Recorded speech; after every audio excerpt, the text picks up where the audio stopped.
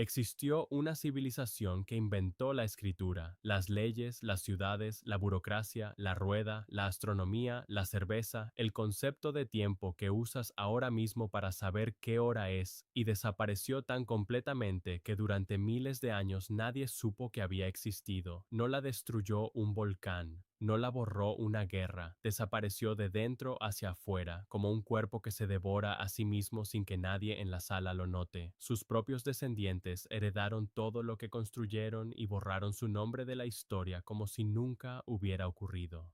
Hoy vives en el mundo que ellos diseñaron. Hablas en categorías que ellos inventaron. Divides el tiempo en segmentos de 60 porque ellos eligieron ese número y nadie sabe por qué. Y lo más perturbador no es lo que construyeron, es lo que encontramos escrito en sus tablillas hace apenas 200 años. Una lista de reyes que gobernaron durante 241.200 años antes de que llegara el diluvio. La pregunta no es si eso es mentira. La pregunta es ¿por qué lo escribieron como si fuera verdad? Uruk, 4.000 años antes de Cristo. Una ciudad de 50.000 habitantes en medio del desierto más inhóspito del mundo conocido. Para entender lo que eso significa, hay que entender lo que existía alrededor. Aldeas de 20, 30, 50 personas dispersas por Europa, Asia, África. Grupos humanos que se movían siguiendo la lluvia, siguiendo los animales, siguiendo el instinto de supervivencia más elemental. Y en el centro de Mesopotamia, entre el Tigris y el Éufrates, una aglomeración humana del tamaño de una ciudad moderna media, con templos que se veían desde kilómetros de distancia, con calles planificadas, con sistemas de drenaje, con una clase administrativa que gestionaba el movimiento de miles de toneladas de cebada al año. No era un pueblo grande, era un experimento sin precedentes en la historia de la especie. Era la prueba de que los humanos podían organizarse a una escala que ningún cerebro individual podía abarcar. Y para hacer eso, tuvieron que inventar algo que cambiaría todo lo que vendría después. La escritura no nació para contar historias, no nació para hablar con los dioses, no nació para preservar la memoria de los héroes. La primera palabra escrita de la humanidad es una transacción contable. Una tablilla de arcilla encontrada en Uruk, fechada alrededor del 3300 a.C., registra una entrega de cebada. Alguien recibió un número determinado de unidades de cereal y alguien necesitaba que eso quedara registrado porque la memoria humana no era suficiente para gestionar la economía de 50.000 personas. La escritura cuneiforme nació como tecnología de control administrativo, como herramienta de poder. El primer escriba de la historia no era un poeta, era un contador, y ese detalle lo cambia todo, porque significa que desde el primer momento en que los humanos pusieron símbolos sobre arcilla, lo hicieron para que alguien no pudiera mentir sobre lo que debía. El templo blanco de Uruk se alzaba sobre una plataforma artificial de 9 metros de altura. No había ninguna razón estructural para construirlo así. La razón era psicológica. Quien se acercaba a Uruk desde el desierto veía primero el templo, brillando blanco bajo el sol mesopotámico, antes de ver cualquier otra cosa. Lo veía desde una distancia que hacía imposible distinguir ningún detalle humano, solo la masa, solo la altura, solo la afirmación arquitectónica de que aquí habitaba algo más grande que cualquier individuo. Los sacerdotes que controlaban ese templo controlaban los graneros. Los que controlaban los graneros controlaban quién comía y quién no. El templo blanco no era una casa de Dios, era el primer instrumento de deuda social construido en piedra, la primera vez en la historia que el espacio físico se diseñó específicamente para hacer sentir al ser humano pequeño ante una autoridad abstracta. Ese mecanismo lleva funcionando desde entonces sin interrupción. Pero dentro del mayor logro de Sumer vivía ya su destrucción. El sistema de canales de irrigación que convirtió la llanura mesopotámica en tierra cultivable era una obra de ingeniería sin equivalente en el mundo antiguo. Red tras red de canales secundarios, compuertas, embalses, llevaban el agua del Éufrates a campos que de otra manera habrían sido desierto estéril. Gracias a ese sistema, Sumer podía alimentar a poblaciones que ninguna otra región del mundo podía sostener. Gracias a ese sistema, Uruk llegó a 50.000 habitantes. Gracias a ese sistema, la civilización sumeria duró 2000 años. Y gracias a ese mismo sistema, la Tierra se estaba muriendo desde el primer día que abrieron el primer canal. El agua de riego en Mesopotamia tiene un contenido mineral específico. Cada vez que esa agua empapaba el suelo y se evaporaba bajo el sol, dejaba atrás una fracción de sal, una fracción invisible, inapreciable, irrelevante en una sola estación. Acumulada durante cientos de años, letal. Los registros agrícolas sumerios muestran la curva con una claridad que duele. En el año 2500 a.C., el trigo y la cebada crecían en proporciones similares en los campos del sur de Mesopotamia. En el año 2000 a.C., el trigo había casi desaparecido. La sal había alcanzado concentraciones que el trigo no toleraba. Solo la cebada, más resistente, seguía creciendo. En el año 1700 a.C.,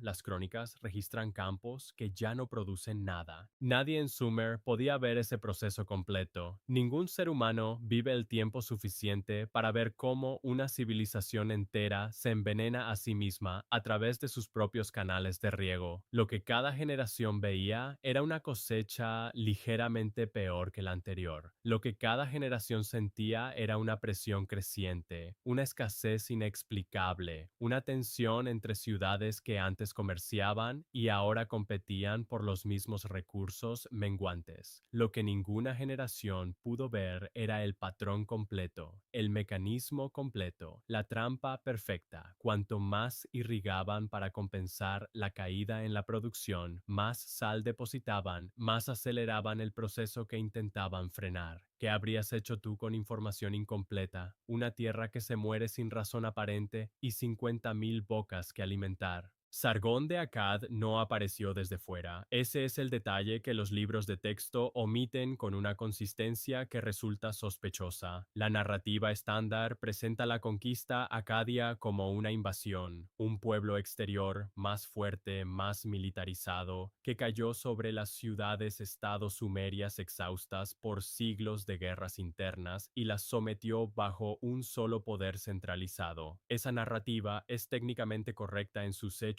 y completamente falsa en su imagen. Los acadios no llegaron de ningún horizonte lejano, llevaban siglos viviendo dentro de las mismas ciudades sumerias, en los mismos barrios, trabajando en los mismos mercados, casándose con las mismas familias. Hablaban acadio en casa y sumerio en el templo y en la oficina del escriba. Eran, en todos los sentidos prácticos que importan, sumerios. Sargón de Akkad fue el producto más perfecto que la civilización sumeria jamás fabricó. Aprendió en sus instituciones, absorbió su cosmología, dominó su sistema administrativo y luego usó todo eso para declarar que Sumer había terminado y que él era el comienzo de algo nuevo. Nació, según la leyenda que él mismo mandó escribir, en una cesta de juncos abandonada en el río. Su madre era sacerdotisa, su padre desconocido. Lo encontró un aguador llamado Aki que lo crió como hijo propio. Reconoces la estructura: Moisés, Rómulo, Edipo. La misma arquitectura narrativa que aparece en el origen de los fundadores de civilizaciones a lo largo de todo el mundo antiguo. Lo que eso significa no es que Sargón no existiera, lo que significa es que su historia fue reescrita para que encajara en un molde que hacía a los gobernantes parecer elegidos por algo más grande que la política humana. El origen milagroso no es un dato biográfico, es una declaración de poder, y el hecho de que lo pusieran por escrito significa que alguien necesitaba que la gente lo creyera. Lo que sí está documentado es lo que construyó.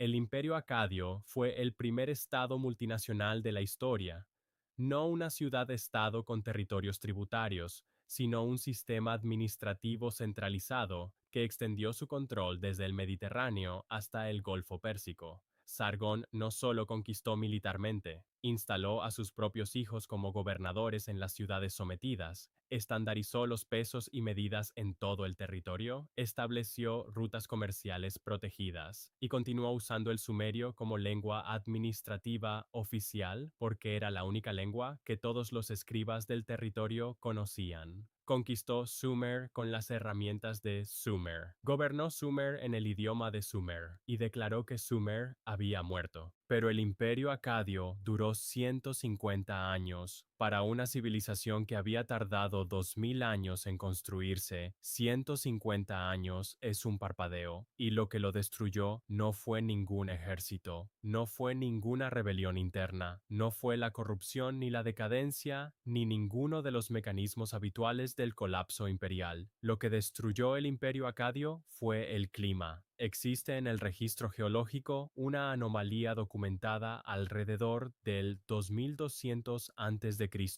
un periodo de sequía extrema que duró entre 100 y 300 años en toda la región del Oriente Próximo. Los núcleos de hielo de Groenlandia lo registran. Los sedimentos del fondo del mar Arábigo lo registran. Los registros de polen en los yacimientos arqueológicos de Siria lo registran. La civilización no lo sobrevivió. Las ciudades del norte del Imperio Acadio fueron abandonadas en el espacio de pocas décadas. Las poblaciones se desplazaron masivamente hacia el sur, hacia Mesopotamia, hacia las ciudades sumerias que aún tenían agua, y ese movimiento masivo de refugiados climáticos desestabilizó lo que quedaba de la estructura imperial hasta hacerla colapsar completamente. Los textos acadios de ese periodo describen invasiones de los guteos, un pueblo de las montañas del Zagros, al que los textos mesopotámicos retratan como bárbaros sin cultura ni civilización. Durante generaciones, los historiadores trataron a los guteos como los responsables del colapso acadio. La narrativa era simple: el imperio se debilitó, los bárbaros aprovecharon, todo cayó. Lo que el registro arqueológico muestra es más perturbador. Los guteos no destruyeron las ciudades acadias. Se encontraron con ciudades que ya estaban siendo abandonadas. Llegaron a un territorio que ya se estaba vaciando. No fueron la causa del colapso. Fueron los testigos de un colapso que ya había comenzado por razones que ningún ejército podía combatir.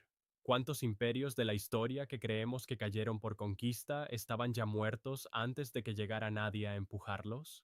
Llevas 12 minutos dentro de esta historia. Has visto cómo la primera ciudad del mundo se construyó sobre un mecanismo de autodestrucción invisible y cómo el primer imperio fue construido por alguien que era producto perfecto de lo que declaró destruido. En este momento, tu cerebro está buscando el patrón, está a punto de llegar a una conclusión porque es la conclusión que esta historia quiere que llegues, y eso debería preocuparte. Cuando el imperio acadio colapsó, no sobrevivieron sus instituciones ni su memoria colectiva. Sobrevivió el sustrato invisible. La lengua sumeria continuó siendo la lengua de los escribas y los templos durante más de 1000 años después de que el último hablante nativo hubiera muerto, lo que el latín sería para la Europa medieval. Babilonios, asirios, civilización tras civilización, siguieron copiando textos en una lengua que ya nadie hablaba. Lo que Sargón declaró muerto siguió siendo el sistema operativo de todo lo que vino después. Ahora, el giro que reencuadra todo. Existe evidencia geológica de una inundación masiva en Mesopotamia, fechada aproximadamente en el 2900 a.C. El arqueólogo Leonard Woolley la encontró en Ur, una capa de sedimento limpio de 2,5 metros de grosor, sin ningún artefacto humano, enterrada entre dos estratos de ocupación humana. Encima, vida; debajo, vida; en medio, solo agua. Los sumerios lo llamaron el diluvio, el Génesis lo llama Noé, los griegos tienen a Deucalión, los textos hindúes a Manu, los mesopotámicos a Ziusudra, a Atrahasis, a Utnapishtim. El personaje que Gilgamesh encuentra al final del mundo. La epopeya de Gilgamesh es anterior al Génesis en al menos 1000 años. El relato del diluvio que conoces tiene una versión anterior, y esa versión anterior tiene otra versión anterior, y en algún punto de esa cadena hay una capa física en la Tierra que cualquiera puede medir. Esto desplaza la frontera entre mito e historia. No la borra, la desplaza. Lo que los sumerios escribieron como frontera entre el tiempo mítico y el tiempo histórico coincide con un evento geológico real, y eso no responde ninguna pregunta, multiplica todas las preguntas, donde trazas la línea entre lo que una civilización recordó y lo que inventó cuando la evidencia física te dice que al menos parte de lo que parecía inventado ocurrió.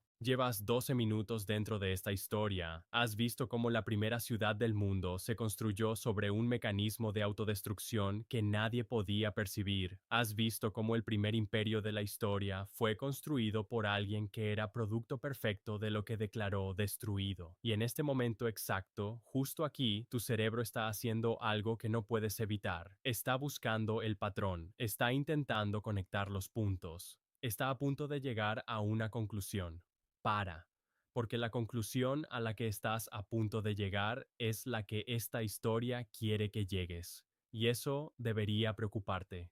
Volvamos a los acadios. Cuando el imperio acadio colapsó, algo sobrevivió que nadie esperaba que sobreviviera. No sobrevivieron las instituciones políticas, no sobrevivieron las estructuras militares, no sobrevivió el nombre de Sargón en la memoria colectiva de los pueblos que vinieron después, al menos no durante mucho tiempo. Lo que sobrevivió fue el sustrato invisible. La lengua sumeria continuó siendo la lengua de los escribas, de los templos, de los textos sagrados durante más de 1000 años después de que el último hablante nativo de sumerio hubiera muerto. El sumerio se convirtió en lo que el latín sería para Europa medieval, una lengua muerta que nadie hablaba en casa, pero que todo hombre educado debía conocer para acceder al conocimiento acumulado. Los babilonios que vinieron después copiaron los textos sumerios. Los asirios que vinieron después de los babilonios copiaron los textos sumerios. Civilización tras civilización, durante 2000 años después del fin de Sumer, los escribas de Mesopotamia seguían copiando textos en una lengua que ya nadie entendía sin estudiarla específicamente. Lo que Sargón declaró muerto siguió siendo el sistema operativo de todo lo que vino después. Aquí está el giro que lo reencuadra todo, y necesito que lo recibas con cuidado porque es más extraño de lo que parece a primera vista.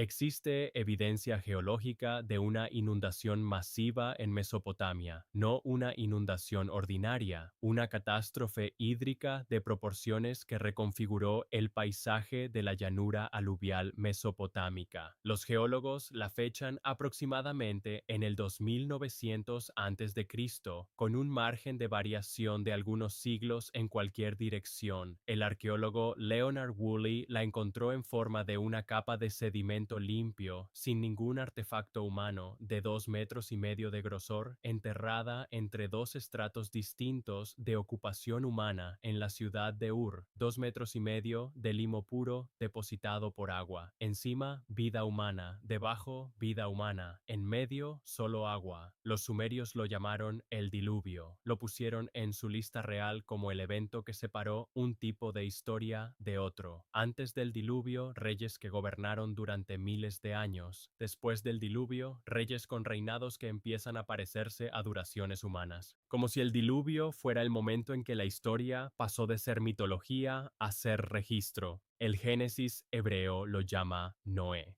Lo fecha con cronologías que, trabajadas hacia atrás desde los textos, convergen aproximadamente en el mismo período. Los griegos tienen a Deucalión, el único superviviente que reconstruye la humanidad después de que Zeus inundara el mundo. Los textos hindúes tienen a Manu. Los textos mesopotámicos preacadios tienen a Siusudra. Los textos acadios tienen a Atrahasis y después a Utnapishtim, el personaje que Gilgamesh encuentra al final del mundo cuando busca la inmortalidad y que le cuenta cómo sobrevivió al diluvio enviado por los dioses. La epopeya de Gilgamesh es anterior al Génesis en al menos 1000 años. El relato del diluvio que conoces tiene una versión anterior, y esa versión anterior tiene una versión anterior. Y en algún punto de esa cadena hay una capa de sedimento limpio de 2,5 metros de grosor que Leonard Woolley sacó de la Tierra en 1929. Lo que esto hace a la historia que llevas 12 minutos escuchando es lo siguiente. Desplaza la frontera entre mito e historia, no la borra, la desplaza. Los números imposibles de la lista real. Los reyes que gobernaron durante 28.000 años siguen siendo imposibles en cualquier sentido biológico o histórico verificable. Pero el diluvio que divide esa lista en dos periodos tiene estratigrafía, tiene sedimento, tiene una capa física en la Tierra que cualquiera puede medir, lo que los sumerios escribieron como la frontera entre el tiempo mítico y el tiempo histórico coincide con un evento geológico real, y eso no responde ninguna pregunta, multiplica todas las preguntas. ¿Dónde exactamente trazas la línea entre lo que una civilización recordó y lo que una civilización inventó cuando la evidencia física te dice que al menos parte de lo que parecía inventado ocurrió? La producción de trigo en el sur de Mesopotamia cayó un 70% en 500 años, no en una guerra, no en una plaga, en el acto de regar. Cada vez que abrían un canal, cada vez que el agua empapaba la tierra y el sol la evaporaba, quedaba sal, invisible, inapreciable, acumulada durante generaciones hasta que la tierra dejó de producir trigo y solo producía cebada, y luego dejó de producir cebada y luego dejó de producir. Los documentos están, los registros agrícolas sumerios son lo suficientemente detallados como para trazar la curva completa. No hay ambigüedad, no hay debate arqueológico sobre este punto. Sumer se envenenó a sí misma con el mismo mecanismo que la hizo posible. El primer hilo se cierra aquí y se cierra sin consolación. La grandeza de Sumer y la destrucción de Sumer son el mismo proceso visto desde dos distancias distintas. Pero hay algo más en esa curva que la mayoría de los análisis no mencionan, algo que convierte un colapso ecológico en algo más perturbador. Las ciudades del sur de Mesopotamia, las más antiguas, las más grandes, las que concentraban la mayor densidad de escritura y arquitectura y acumulación cultural, fueron las primeras en vaciarse. Uruk, la ciudad que había llegado a 50.000 habitantes, inició su declive demográfico antes de cualquier conquista exterior. La ciudad donde Woolley encontraría siglos después la capa de sedimento del diluvio, fue abandonada y repoblada y abandonada de nuevo en ciclos que siguen exactamente la curva de la salinización del suelo. Las poblaciones se movían hacia el norte buscando tierra nueva, tierra que aún no había sido envenenada por generaciones de irrigación, y al moverse llevaban consigo la escritura, los dioses, las leyes, las técnicas administrativas, todo el sistema operativo de la civilización sumeria, y lo implantaban en nuevos territorios. El colapso de Sumer no fue una extinción, fue una dispersión. Los sumerios no desaparecieron, se diluyeron en todo lo que vino después, tan completamente que sus descendientes culturales dejaron de reconocerlos como origen. Lo que parecía fortaleza era el mecanismo exacto de la destrucción. No como metáfora, como proceso físico documentado en el registro geológico y en los archivos administrativos de las propias ciudades que se estaban muriendo. El sistema de irrigación que permitió a Sumer existir a una escala sin precedentes creó las condiciones que hicieron imposible que Sumer continuara existiendo. No hay villano en esta historia, no hay decisión equivocada que puedas señalar y decir, aquí, si hubieran elegido diferente, todo habría cambiado. Cada decisión fue racional, cada extensión de los canales respondió a una necesidad real, cada generación hizo lo que tenía sentido hacer con la información que tenía, y el resultado fue el colapso inevitable de algo que parecía eterno. Ahora considera esto. Los sumerios tenían escritura, tenían registros, tenían la capacidad de documentar la caída en la producción agrícola con una precisión que civilizaciones posteriores no alcanzarían durante siglos. Podían ver los números, podían leer que el trigo había caído, que los campos del sur rendían menos que los del norte, que las cosechas de este año eran peores que las del año anterior. Tenían toda la información necesaria para entender que algo estructural estaba fallando y no pudieron detenerlo, no porque fueran irracionales, sino porque el proceso era demasiado lento para generar la urgencia que habría requerido la solución, y la solución habría requerido dejar de irrigar, lo que habría significado dejar de comer, lo que ninguna generación podía imponerle a la generación siguiente como sacrificio calculado para un beneficio que ningún ser humano vivo vería. Sumer no cayó porque nadie vio venir el problema. Cayó porque todos lo vieron venir y ninguno podía hacer nada que no acelerara exactamente el proceso que intentaban frenar.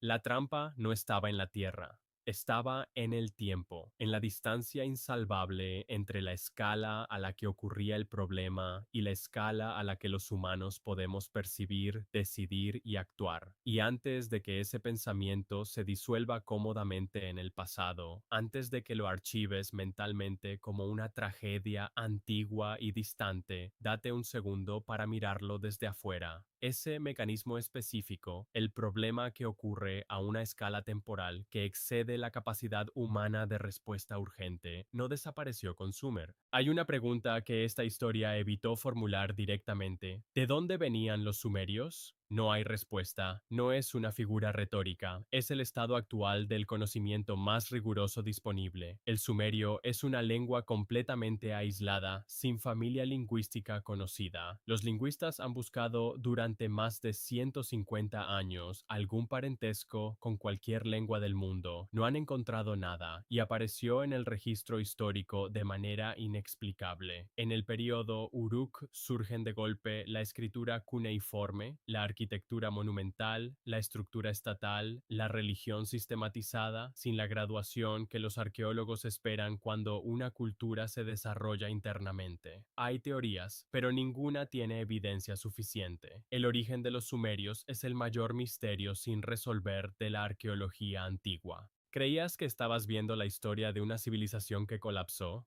Pero los sumerios aparecieron en el registro portando ya todo el sistema, la escritura, las leyes, el concepto de ciudad, de deuda, el tiempo dividido en 60 unidades, sin dejar rastro del proceso por el cual lo desarrollaron.